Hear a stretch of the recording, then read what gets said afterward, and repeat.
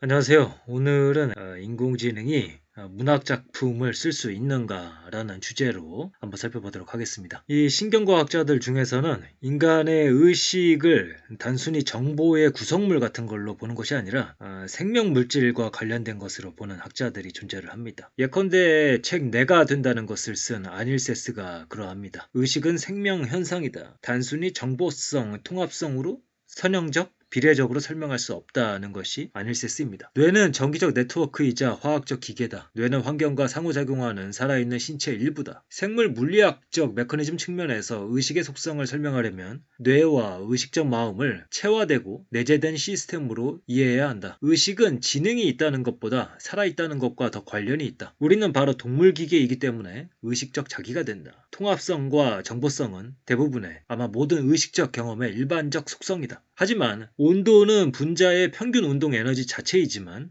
의식은 곧 통합된 정보 자체가 아니다. 그래서 오늘의 주제인 AI가 진짜 문학작품, 소설을 쓸 수 있을까로 돌아와서요. 의식이라는 것을 정보처리 기계의 관점에서 접근하는 쪽에서는 AI가 진짜 문학작품을 쓸 수 있다라는 결론을 쉽게 도출할 수 있고요. 이런 주장들은 이제 우리 주변에서 쉽게 찾아볼 수가 있습니다.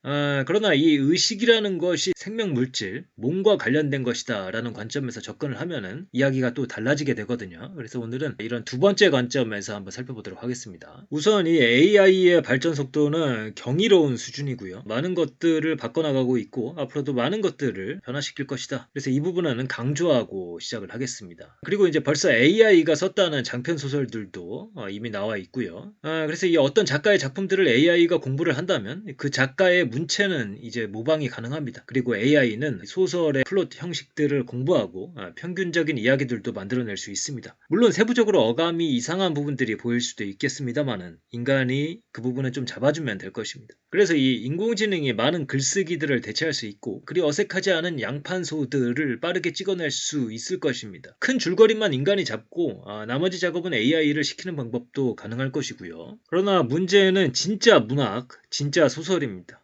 제대로 된 소설, 나아가 문학이 과연 이미 나와 있는 것들에 대한 확률적인 계산이나 혹은 패턴 인식에 불과한 것일까요? 이 문제를 제대로 다루려면은 제대로 된 소설이나 문학이 뭐냐에서부터 시작을 해야 되는데요. 문학이나 소설이 무엇이냐에 대해서는 여러 의견들이 있겠지만 또 그 의견들이 서로 다르기도 하고요. 어쨌든 이 물음이 중요합니다. 문학이 뭐냐, 소설이 뭐냐를 어떻게 정의하느냐에 따라서 AI가 이 소설을 쓸 수 있느냐, 혹은 이것을 어렵게 쓸 것이냐, 지금 당장은 불가능할 것이다 등등의 답변이 달라지니까요. 그래서 이 오쏘도 사실은 이 문학에 대해서는 문외한이지만 살면서 문학에 대해서 들어왔던 몇 가지 주워들은 이야기들 기반으로 문학이란 어떤 것이다 라는 생각을 한번 말씀드리도록 하겠습니다. 오래전에 한 철학 교수님이 이 고통이 무엇이냐 이런 질문에 대해서 어떤 소설가가 답변을 한 이야기를 하면서 이런 답변은 철학가들은 못한다라고 설명했던 그런 기억이 납니다. 그래서 그 기억이 좀 선명하지가 않아서 여러분들에게 제대로 설명할 수는 없을 텐데 그래도 저한테 인상적이었던 것은 문학가들이 할 수 있는 것들은 철학가들이 못한다라고 이야기하던 그 철학 교수님의 말씀 인상 깊게 들었었습니다. 그래서 이 벗어날 수 없는 고통에 대한 그 표현 그 자체가 정말 대단하다 이렇게 감탄을 하면서 이야기했던 기억이 납니다. 그리고 또 이제 학창 시절에 국어 선생님이 해준 이야기였는데요. 한 학생에게 물었답니다. 시가 무엇이냐? 라고 그랬더니 학생이 이렇게 답변하더라는 것입니다. 시골 할머니 집에서 새벽에 볼일을 보느라 뒷간에 갔습니다. 뒷간에 문을 열기 전에 갑작스럽게 바람이 일순간 불어 풀레음이 코를 스쳤습니다. 이것이 시입니다. 그래서 여기서 이제 말씀드리고 싶은 것은 이 문학가들이 일반적으로 우리가 표현하지 못하는 것들을 새롭게 표현을 하는데 그 표현들이 우리의 공감을 자아낸다. 새로운 표현들인데 그것이 동시에 공감을 자아낸다. 그렇게 표현해낼 수 있다는 것 자체가 깊은 통찰을 전제로 하고 있다는 생각이 들고요. 무엇보다 이러한 공감에는 공통의 토대가 필요합니다. 그것이 우리들의 몸이 되겠습니다. 우리가 제각각의 생각을 가지고 있으나 공통적으로 신체, 몸을 갖고 있기 때문에 제각각의 감각이 아니라 어느 정도는 공유된 감각을 갖고 있는 것입니다. 그래서 저는 문학가, 소설가에 대해서 이렇게 생각을 합니다. 현 세대나 다음 세대에 무엇을 전달해야 할지를 결정하는 이야기꾼으로서의 측면도 있지만 이 부분은 오늘은 언급하지 않기로 하고요. 그들은 시대의 징후를 읽어내는 예언자이기도 하며 드러나 있지 않은 것을 언어로 건져내는, 말하자면 언어의 연금술사이기도 하다. 이 이야기를 좀 더 풀어서 설명을 해보자면요. 위대한 문학가는 일반인들이 미처 포착하지 못했던 그 시대의 문제를 최초로 직관하고 최초로 언어로 건져내서 풀어냈기에 인정을 받기도 합니다. 이미 만들어진 언어들로, 건져내진 언어들로 학습하는 AI가 그런 최초의 작업을 해내기는 이미 주어진 정보들에 기반한다는 측면에서 보면은 원리적으로 봤을 때 쉽지 않다는 것을 알 수가 있습니다. 문제라는 것은 그 시대를 살고 있지 않으면 최초로 자각할 수 없는 것입니다. 최초로 언어로 건져내는 작업은 몸이 없으면 불가능합니다. 여기서 말하는 몸은 기계가 아닙니다.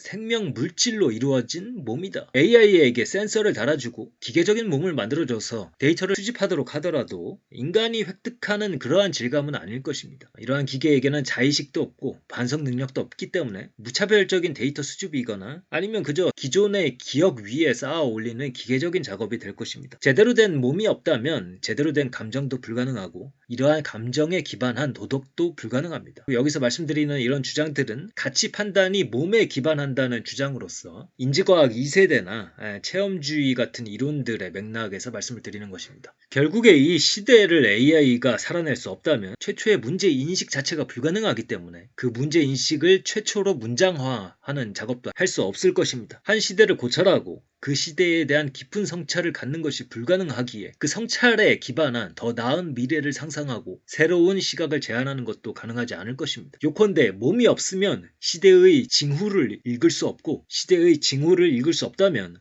언어로 건져낼 수가 없습니다. 또한 시대의 징후를 읽을 수 없다면 더 나은 미래를 제안할 수도 없다. 이 시대를 알지 못하는데 어찌 비교 우위에 더 나은 미래를 제시할 수 있겠습니까? 이런 작업들이 이미 있는 것들에 대한 확률적 판단만으로 혹은 무작위적인 배치나 생성만으로 가능할까 싶은 것입니다. 물론 이 유물론적이고 물리주의적인 관점에서 이 생명을 우리가 창조해내지 못할 것인가 라는 질문에서 생명도 결국에는 언젠가는 우리가 구현해낼 수 있을 것이다. 그러한 가능성에 대해서는 부정할 수가 없을 것입니다. 그래서 만약에 제대로 된 소설을 AI가 쓸 수 있는 날이 온다면 그날은 아마도 AI를 인간과 구별하는 것이 불가능해지는 그런 시점이 아닐까. 인간이 가진 몸을 똑같이 가지고 있고 똑같이 모순된 시대를 살고 그래서 똑같이 문제점을 발견하고 똑같이 느끼고 똑같이 사유하고 똑같이 제안하고 똑같이 행동할 것이므로 그때서야 비로소 인공지능과 인간지능의 구별이 사라지고 인공지능도 인간으로서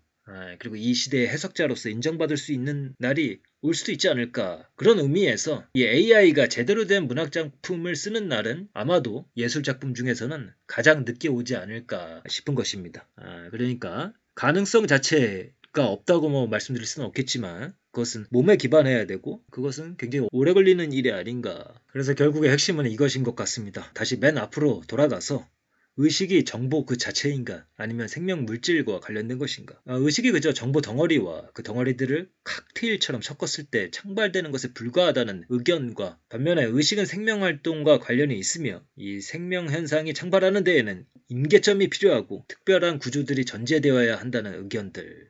이 차이에서 모든 부가적인 의견들이 생성되어 나오는 것 같아요. 그래서 이 세계 그 자체라는 이론 물리학자의 울프 다니엘손이 쓴 책이거든요. 이 책에서 보면은 충분히 복잡한 계산에서는 항상 의식이 생겨난다고 주장하기도 한다. 그 이유는 설명하지 않지만 그들은 물질계 너머에는 아무것도 없다고 가정하면서도 우리가 오늘날의 물리학을 통해 물질의 모든 것을 이미 어느 정도 이해하고 있다는 전혀 근거 없는 가정을 덧붙인다. 그런데 이 두 번째 가정은 컴퓨터가 충분히 정교해지기만 하면 의식이 인공적으로 생겨난다는 결론으로 이어진다. 그러나 이 현대 물리학은 어떻게 유기체적 존재를 통해 의식을 만들어내는지 알지 못한다. 생명에는 우리의 모형이 아직 파악하지 못한 특별한 성질이 있다. 그래서 오늘은 문학이나 소설에 대한 이야기를 해보고 싶었는데 요즘 주제인 인공지능과 엮어서 이야기를 한번 해봤습니다. 사실 이 문학과 소설에 대해서는 오쏘는 문외한에 가까워서 그냥 이런 이야기도 있다. 생각해 볼 거리로서 한번 말씀을 드립니다. 그러면 오늘의 내용은 이것으로 마치도록 하겠습니다.